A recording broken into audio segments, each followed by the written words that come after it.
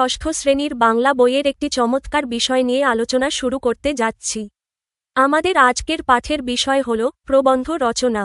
প্রবন্ধ মানেই হল কোনো একটি বিষয় সম্পর্কে গুছিয়ে চিন্তা করা এবং তা সুন্দরভাবে লিখে প্রকাশ করা।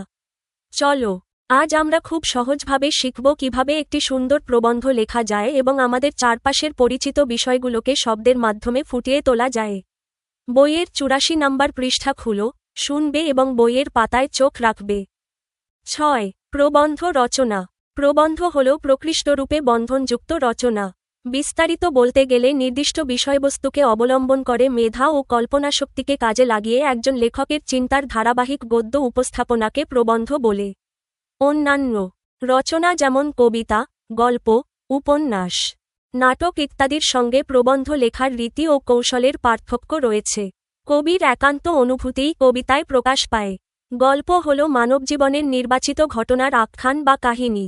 উপন্যাসের পরিসর বড়, সেখানে লেখক গল্পকারের তুলনায় বেশি স্বাধীন। উপন্যাসে সমগ্র জীবন ফুটে ওঠে। নাটকে কেবলই থাকে সংলাপ, বিবরণ বা বর্ণনার সেখানে তেমন স্থান নেই। কিন্তু প্রবন্ধকে হতে হয় যুক্তি ও তথ্যনির্ভর। কাদের জন্য প্রবন্ধ লেখা হচ্ছে সেটা মনে রাখতে হয়। কোন বিষয়ে প্রবন্ধ লেখা হচ্ছে তাও গুরুত্বপূর্ণ। প্রবন্ধ রচয়িতার মেধা, জ্ঞান, প্রকাশক্ষমতা প্রবন্ধের গুণগত মান বাড়িয়ে দেয়। প্রবন্ধের ভাষা স্থির করা হয় প্রবন্ধের বিষয় অনুসারে। বিজ্ঞানের কোনো বিষয়ে প্রবন্ধ লিখতে গেলে তাতে বিজ্ঞানের পরিভাষা ব্যবহার করতে হবে। সকল বয়সের পাঠকের জন্য একই ভাষায় প্রবন্ধ লেখা যায় না। শিশুরা যে ভাষা বুঝবে তাদের জন্য প্রবন্ধ সেভাবে লিখতে হবে। বিষয় অনুসারে প্রবন্ধের শ্রেণীবিভাগ করা হয়। বিজ্ঞানের বিষয়কে আশ্রয় করে রচিত প্রবন্ধকে আমরা বলি বৈজ্ঞানিক প্রবন্ধ। সমাজের সমস্যা, সংকট, অবস্থা যেসব প্রবন্ধের মূল বিষয়, সেগুলাকে বলা হয় সামাজিক প্রবন্ধ। সাহিত্যকর্মের গুণাগুণ বিশ্লেষণ করে যেসব প্রবন্ধ রচিত হয়, সেগুলাকে বলে সমালোচনামূলক প্রবন্ধ। লেখকের অনুভূতিই যখন প্রবন্ধের আকারে তুলে ধরা হয়, তখন তাকে বলে অনুভূতিনির্ভর প্রবন্ধ। এছাড়াও প্রবন্ধের আরও শ্রেণী নির্দেশ করা যায়। প্রবন্ধ রচনার কৌশল। প্রবন্ধের প্রধানত তিনটি অংশ থাকে: ক. ভূমিকা, খ. মূল অংশ, গ. উপসংহার। ক. ভূমিকা। যে বিষয়ে প্রবন্ধ লেখা হয় সে বিষয়ে শুরুতেই সংক্ষেপে প্রথম অনুচ্ছেদে একটি ধারণা দেওয়া হয়। এটিই হল ভূমিকা। এই অংশ হতে হবে বিষয় অনুযায়ী আকর্ষণীয় ও সংক্ষিপ্ত। খ. মূল অংশ।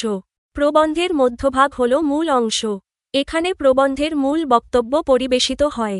বিষয় অনুসারে এই অংশ বিভিন্ন অনুচ্ছেদে বিভক্ত হতে পারে।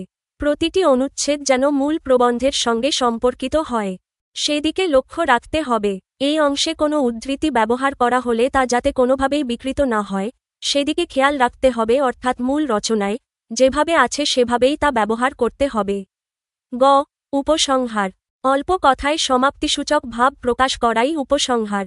ব্যক্তিগত মত ও সমস্যা সমাধানের প্রত্যাশা এই অংশে প্রকাশ করা যেতে পারে। প্রবন্ধ রচনায় দক্ষতা অর্জনের উপায়। প্রবন্ধ রচনায় দক্ষতা অর্জন একদিনে হয় না, কিন্তু তা সাধ্যের অতীত কোনো বিষয়ও নয়। এজন্য করণীয় হল: ১. প্রথমে প্রবন্ধের বিষয়বস্তু সম্পর্কে পরিষ্কার ধারণা লাভ করা। ২. দক্ষতা অর্জনের জন্য প্রবন্ধ পড়া। পত্রপত্রিকায় প্রকাশিত প্রবন্ধ, সংবাদ, প্রতিবেদন, ভাষণ ইত্যাদি নিয়মিত পাঠ করলে নানা প্রসঙ্গে বিষয়গত ধারণা লাভ করা যায়। ৩. প্রবন্ধের বক্তব্য তথ্য প্রমাণের ভিত্তিতে তুলে ধরতে হবে। ৪. প্রবন্ধ রচনার ভাষা হবে সহজ ও সরল। ৫. প্রবন্ধে কোনো অপ্রয়োজনীয় বিষয় থাকবে না এবং একই কথার পুনরাবৃত্তি ঘটানো যাবে না। ৬. প্রবন্ধে উদ্ধৃতি, উক্তি বা প্রবাদ প্রবচন ব্যবহার করা যাবে, কিন্তু এসবের ব্যবহার যেন অতিরিক্ত পর্যায়ে না হয় সেদিকে খেয়াল রাখতে হবে। ৭. প্রবন্ধ যাতে অতিরিক্ত দীর্ঘ না হয় সেদিকে লক্ষ্য রাখতে হবে। প্রবন্ধে দক্ষতা বাড়াতে আপনার জন্য কিছু পরামর্শ: নিয়মিত পাঠ। সমসাময়িক বিষয়ে ভালো দক্ষতা অর্জন করতে প্রতিদিন সংবাদপত্র ও সাময়িকী পড়ুন। তথ্য প্রমাণ। প্রবন্ধে যত বেশি সঠিক তথ্য ও পরিসংখ্যান দেবেন, প্রবন্ধের মান তত বাড়বে। সহজ ভাষা। কঠিন শব্দের চেয়ে সহজ ও প্রাঞ্জল ভাষায় মনের ভাব প্রকাশ করা বেশি কার্যকর। উদ্ধৃতির ব্যবহার। প্রাসঙ্গিক কবিতা, প্রবাদ বা মনীষীদের উক্তি ব্যবহার করলে প্রবন্ধটি অন্যদের চেয়ে আলাদা হবে। ৬. ১. আমাদের বিদ্যালয়ে। ভূমিকা। শিক্ষা জাতির মেরুদণ্ড, আর শিক্ষালাভের জন্য চাই আদর্শ বিদ্যাপীঠ। এক সময় শিক্ষা ছিল আশ্রম কেন্দ্রিক। শিক্ষার্থী সেই সময় আশ্রমে থেকেই গুরুর কাছ থেকে শিক্ষা লাভ করত। আদর্শ বিদ্যালয় একটি আশ্রম বিশেষ। এমনই একটি আশ্রম আমার বিদ্যালয়।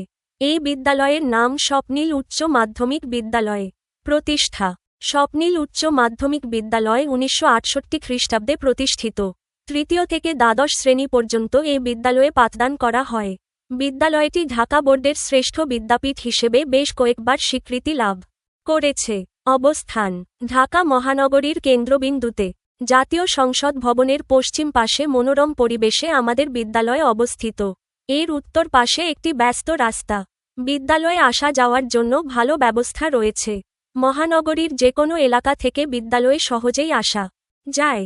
বিদ্যালয়ের পরিবেশ: বিদ্যালয়ে বিভিন্ন ধরনের গাছ রয়েছে। বিশাল প্রাঙ্গণে দুটি দীর্ঘকায় চারতলা ভবন।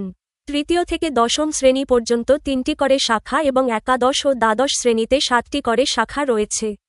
প্রতি শাখার জন্যই রয়েছে আলাদা ও পরিপাটি শ্রেণীকক্ষ। অধ্যক্ষ ও 2 জন উপাধ্যক্ষের নিজস্ব মনোরম কক্ষ রয়েছে।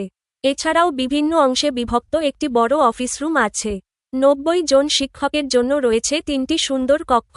একটি বড় পাঠাগার আছে। সেখানে বিভিন্ন ধরনের বই রয়েছে। বিদ্যালয় ভবনের সামনে আছে বিশাল মাঠ। শিক্ষার্থী: আমাদের বিদ্যালয়ে প্রতিটি শ্রেণীতে 3টি করে শাখা। প্রতি শাখায় 55 জন করে শিক্ষার্থী। তৃতীয় থেকে দশম শ্রেণী পর্যন্ত মোট শিক্ষার্থী সংখ্যা 1350 এবং কলেজ শাখার শিক্ষার্থী সংখ্যা 1400। সকালে সব শিক্ষার্থী যখন জাতীয় সঙ্গীত পরিবেশনের জন্য একসঙ্গে দাঁড়াই, তখন মনে হয় এ যেন শিক্ষার্থীদের এক বিশাল মিলন মেলা। শিক্ষক: আমাদের অধ্যক্ষ একজন ব্যক্তিত্বসম্পন্ন মানুষ। আমাদের 2 জন উপাধ্যক্ষ আছেন। প্রিয় শিক্ষকবৃন্দ আমাদেরকে সন্তানের মতো স্নেহ করেন এবং আলোকিত মানুষ হবার শিক্ষা দেন। আমরা তাদের গভীরভাবে শ্রদ্ধা করি। লেখাপড়ার পদ্ধতি: সপ্তাহে 6 দিন আমাদের বিদ্যালয় খোলা থাকে। শুক্রবার সাপ্তাহিক ছুটির দিন। প্রতিদিন আমাদের 6টি ক্লাস হয়। প্রতি সপ্তাহে রবি, মঙ্গল ও বৃহস্পতিবার। আগের সপ্তাহে পড়ানো হয়েছে এমন সব বিষয়ে পরীক্ষা দিতে হয়। এছাড়াও বছরে 3টি পরীক্ষা হয়।